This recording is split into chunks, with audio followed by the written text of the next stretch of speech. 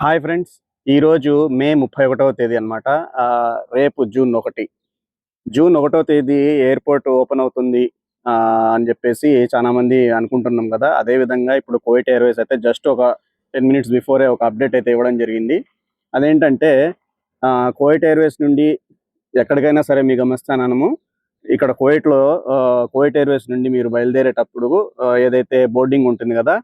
అది వచ్చేసి గంట లేదా 1:30 గంట ముందే క్లోజ్ చేసేస్తాము. కాబట్టి తొందరగా మీరు వచ్చేయండి ప్యాసింజర్స్ అని చెప్పేసి అప్డేట్ ఇవ్వడం జరిగింది. సో ఎవరైనా కువైట్ ఎయిర్‌వేస్ ఫ్లైట్ ద్వారా ప్రయాణం చేసేవాళ్ళుంటే రేపు 1వ తేదీ నుంచి ఎప్పటి వరకైనా సరే మీరు కొంచెం చూసుకొని జాగ్రత్తగా కొంచెం తొందరగా వెళ్ళండి. మాక్సిమం 1 అవర్ బిఫోరే క్లోజ్ చేస్తారంట. సో దయచేసి కౌంటర్ దగ్గరికి తొందరగా వెళ్ళండి.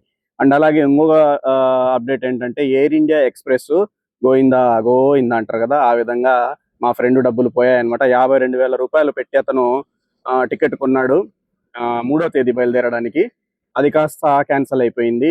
రీఫండ్ కూడా వచ్చేసి 28,000 25,000 ఎంతో వస్తుందంట. అది మెయిల్ కూడా వచ్చేసింది. సో దయచేసి ఎవరు కూడా తొందరపడి ఇతర ఫ్లైట్లకు కొనొద్దండి. ముందు జాగ్రత్తగా ఫస్ట్ చెక్ చేసుకోండి. ఆ రోజుకు ఆ డేట్లకు వస్తాయా రావా ఫ్లైట్లు అని చెప్పేసి. తక్కువ రేటు కదా అని చెప్పేసి మొబైల్ యాప్స్‌లోకి వెళ్ళి తీసేసుకున్నారనమాట ఆన్‌లైన్‌లో. ఈ విధంగా జరిగింది. సో మీకు దగ్గరలో ఉన్నటువంటి ఏదైనా ఒక మంచి ట్రావెల్స్ ద్వారానే టికెట్ తీసుకోండి. ఓకే. Thank you.